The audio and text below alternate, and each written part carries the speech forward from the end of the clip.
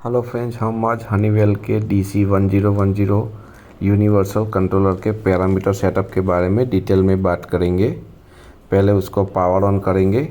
Power on करने के बाद सेट की को सिंगल टाइम प्रेस करेंगे तो उसका जो भी सेट पॉइंट डालना है अलार्म का वो आपको दिखेगा। ये पहला 80 आएगा। 80 मीन्स ऑटो ट्यून रखना है तो इसको यस करना है, अदरवाइज़ नो करना है।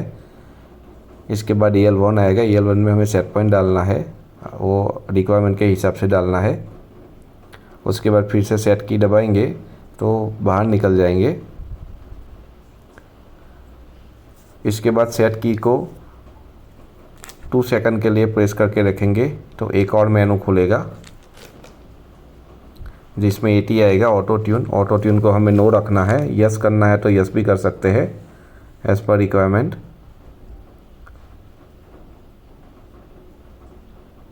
ऑटो ट्यून के बाद आएगा P1 यानी PID कंट्रोल, मेन कंट्रोल जो प्रोपोर्शनल बैंड रहता है। यदि PID है तो हमें यस करना है, अदरवाइज़ नो करना है। उसके बाद हिस्टैरिसीस आएगा, वो हमें अपने रिक्वायरमेंट के हिसाब से डालना है।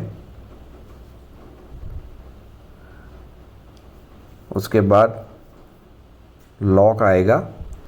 यदि हमें पैरामीटर लॉक करने हैं तो इसके पासवर्ड डाल के लॉक कर सकते हैं हम। पासवर्ड मैं आपको डिटेल में दे दूंगा नीचे।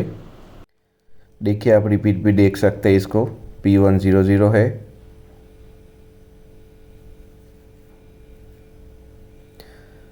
उसके बाद हिस्टैरिसीस 3.0।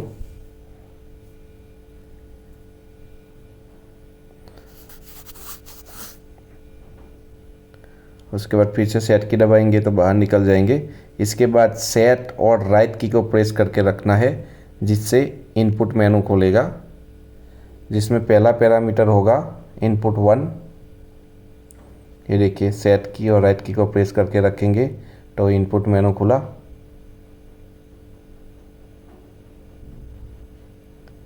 दोनों बटन को साथ में प्रेस करके रखना है जिससे इनपुट आएगा। इनपुट में हमें इनपुट सिलेक्शन करना है। उसमें बहुत सारे ऑप्शन है अलग अलग। थर्मोकपल है, RTD है, एनालॉग है। हम अपनी रिक्वायरमेंट के हिसाब से इसको सेट कर सकते हैं। ये देखिए, काफ़ी सारे इनपुट ऑप्शंस अवेलेबल है इसमें।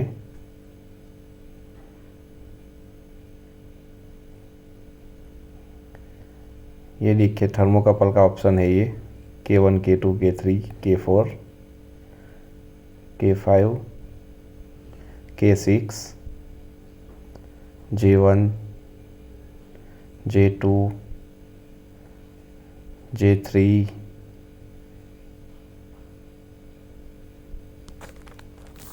हमें कोई भी एक सिलेक्ट कर लेना है अपनी रिक्वायरमेंट के हिसाब से।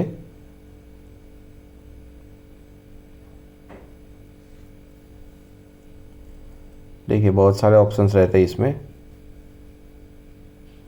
जो भी सेट सिलेक्ट करेंगे उसके बाद सेट की को प्रेस करके रखेंगे तो वो इनपुट सिलेक्शन हो जाएगा।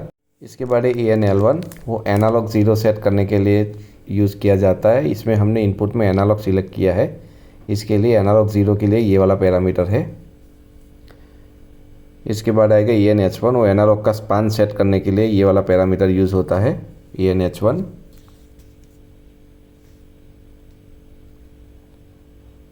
हम उसका काउंट सेट करके स्पान सेट कर सकते हैं। इसके बाद है DP यानी डेसिमल पॉइंट, वो हमें जो भी रखना है डेसिमल पॉइंट वो रख सकते हैं। इसके बाद है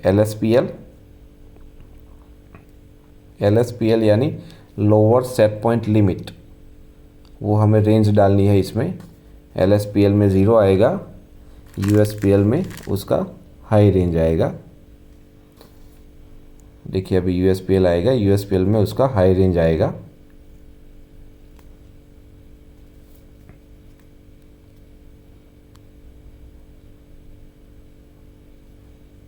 इसके बाद है अलार्म मोड सिलेक्शन, वो हमें सिलेक्ट करना है, ELDI। इसके बाद आता है ELT1 यानी हमें अलार्म का टाइमर सेट करना है।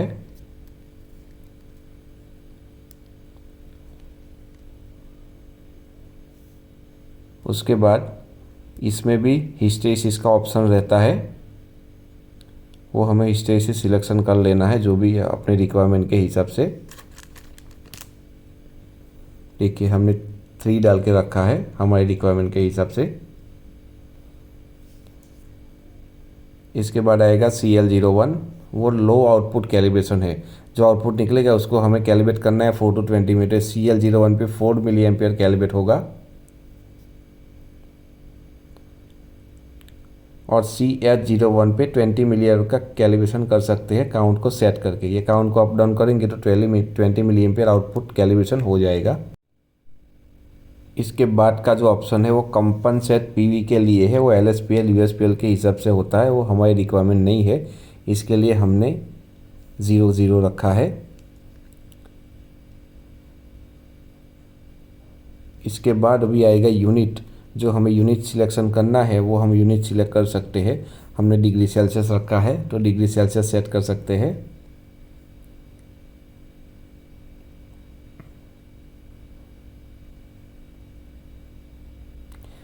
इसके बाद है PYFT, response time of PV, वो हमें हमारे हिसाब से रखना है।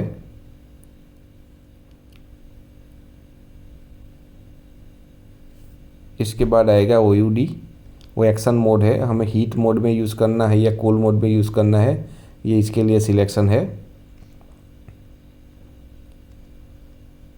इसके बाद फ्रीक्वेंसी आएगा, वो 50 या 60 रखना है हमारे रिक्वायरमेंट के हिसाब से।